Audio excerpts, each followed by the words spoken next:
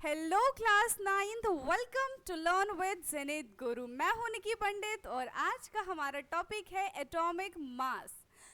Atomic mass क्या होता है? यहाँ पे देखो एक लाइन लिखी हुई है कि एटम का मास ही तो एटॉमिक मास है। क्या सच में किसी भी एटम का मास ही एटॉमिक मास होता है और इसको कैलकुलेट करना इतना इजी होता है? ये सारी चीज़ें जानेंगे हम आज की क्लास में। So let's start today's class. तो डेफिनेशन ये जो लाइन लिखी है ना, ये पढ़ लेते हैं ज़रा। So the mass of an atom of an element is called its atomic mass.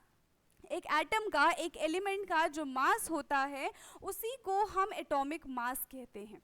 ठीक है, one unified mass is equal to 1 AMU is equal to 1.66 into 10 raise to the power -24 gram होता है। ठीक है, one unified mass is equal to 1.66 into 10 raise to the power -24 gram. यहाँ पे आपको atom का स्ट्रक्चर दिख रहा है। ठीक है, यहाँ पे सोडियम एटम दिख रहा है, पोटेशियम दिख रहा है, कैल्शियम दिख रहा है। जैसा स्ट्रक्चर यहाँ पे दिख रहा है, क्या एक्चुअल में एटम वैसा ही होता है? बेसिकली हमने क्या पढ़ा है कि एटम में एक न्यूक्लियस होता है। ठीक है, और ये कुछ इस तरीके से शेल होते हैं और ऐसे पूरा एटम हमारा बन जाता है। ठीक है, तो क्या ऐसा रियल में है? नहीं, ये हमारा 2D स्ट्रक्चर है। जब आप क्लास 11th में जाओगे ना, तब आप इसका 3D स्ट्रक्चर पढ़ोगे। ठीक है, अब आप खुद सोचो एटम कितना छोटा है। Atom 10 raise to the power -10 metre है। इतने छोटे एटम का मास कैलकुलेट कर पाना इजी है? इजी है कि नहीं है? नहीं है इजी, बहुत डिफिकल्ट होता है। तो हम हर एक एलिमेंट का मास कैसे कैलकुलेट कर लेते हैं, तो उसके बारे में जानेंगे हम। ठीक है, सो बेसिकली यहाँ पे ना हम रिलेटिव एटॉमिक मास को कैलकुलेट करते हैं ना। What is relative atomic mass? Relative atomic mass का मतलब होता है किसी चीज़ से हम रिलेट कर रहे हैं। किसी एक चीज़ को हमने, एक एटम को हमने एक स्टैंडर्ड एटम मान लिया और उसकी कंपैरिजन में जब हम बाकी के एटम के मासेस को कैलकुलेट करते हैं, so that is the relative atomic mass. Clear है? समझ में आ रहा है? तो सबसे पहले ना हाइड्रोजन को एज अ स्टैंडर्ड एटम लिया गया। क्यों? क्योंकि हाइड्रोजन एक सिंपलेस्ट एटम है, बेचारा सबसे छोटा है। ठीक है, इसका एटॉमिक नंबर भी 1 है, इसका एटॉमिक मास भी 1 है, इसकी वैलेंसी भी 1 है, सब चीज़ इसका 1 है। तो कैलकुलेट करना ईजी था। फॉर एग्जाम्पल, आपके पास 1 kg राइस है। ठीक है, और अगर मुझे 1 kg एप्पल चाहिए तो आप क्या करोगे? एक साइड 1 kg राइस रखोगे और मुझे 1 kg एप्पल आप इजीली दे दोगे। ठीक है, तो ये 1 to 1 रिलेट करना इजी था। या फिर अगर मैं बोलूँ कि मुझे 5 kg एप्पल चाहिए तो आप 5 टाइम्स में भी करके उसको मुझे दे सकते हो। That is easy for you, है ना। तो अपने काम को इजी करने के लिए सबसे पहले हमने हाइड्रोजन को एज अ स्टैंडर्ड एटम मान लिया। बट ये ज़्यादा टाइम तक चल नहीं पाया क्योंकि इसकी एक तो अबंडेंस की वजह से, प्लस ये एक्सपेंसिव भी था।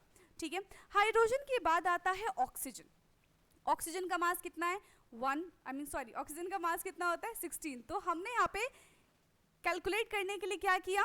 ऑक्सीजन को ले लिया। बट ऑक्सीजन भी तो रिएक्टिव होता है, कुछ टाइम तक ऑक्सीजन भी चला, फिर ऑक्सीजन को भी कंसीडर नहीं किया।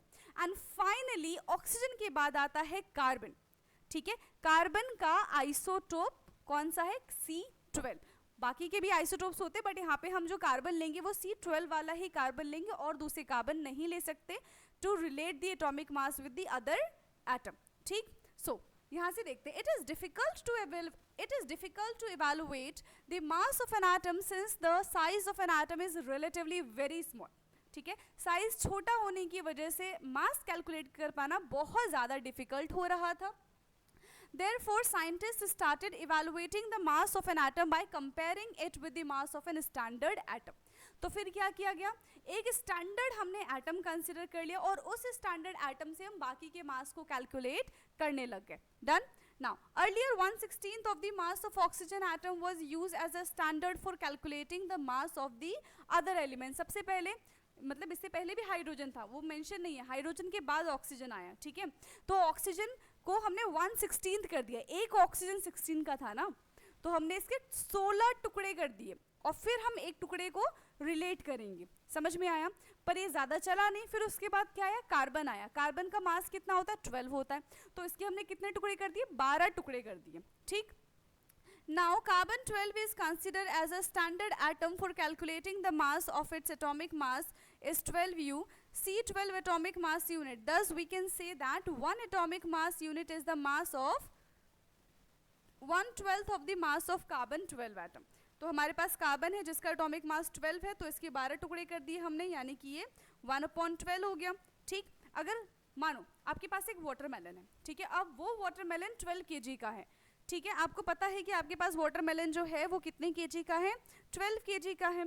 अगर आपके पास कोई आता है और आपसे बोलता है कि हमें 2 kg एप्पल दे दो, तो आप कैसे उसको मेजर करोगे? सबसे पहले इस 12 kg को 12 टुकड़ों में आप डिवाइड कर दोगे. ठीक है, आप क्या करोगे? इसको 12 टुकड़ों में हमने ऐसे मान लो डिवाइड कर दिया. अब इसका एक जो पीस होगा वो 1 kg का होगा.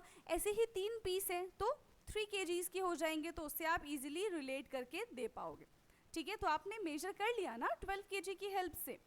ठीक है, तो इसी तरीके से एटॉमिक मास भी कैलकुलेट किए गए हैं कार्बन की हेल्प से. समझ में आया? अब कुछ एटम के मास देख लेते हैं हम, जो कि आपकी NCERT की बुक से लिया गया है. हाइड्रोजन का एटॉमिक मास है 1, carbon is 12, nitrogen is 14, oxygen 16, sodium 23, magnesium 24, sulphur 32, chlorine 35.5, calcium is 40. ठीक है, ऐसे रटना नहीं है इन सबको, हम सबके ट्रिक जानेंगे. ठीक है, कि किस तरीके से हम एटॉमिक मास को कैलकुलेट कर सकते हैं. आपको अभी तक 1 से लेकर 20 तक ही लर्न करना है. 1 से लेकर 20 तक के सबके हम ट्रिक्स जानेंगे. बट हाँ, वहाँ पे हम देखेंगे कि सारे के सारे ट्रिक्स फॉलो नहीं करते हैं एलिमेंट्स, क्योंकि सारे स्टूडेंट टीचर की बात भी कहाँ सुनते हैं, है ना. तो ऐसे ही एलिमेंट्स भी सारे ट्रिक्स को फॉलो नहीं करते हैं, तो कुछ आपको लर्न करने पड़ेंगे. सारी चीज़ें आपको बता दी जाएंगी, आपको बस अच्छे से पढ़ना है. ठीक है, तो आई होप कि ये वीडियो आपके लिए यूज़फुल रही होगी. ऐसे ही यूज़फुल एंड इंटरेस्टिंग वीडियोस के लिए आप हमारे चैनल को सब्सक्राइब कर सकते हैं. बाकी मिलेंगे हम नेक्स्ट क्लास में, तब तक ले पढ़ते रहिए. Thank you so much.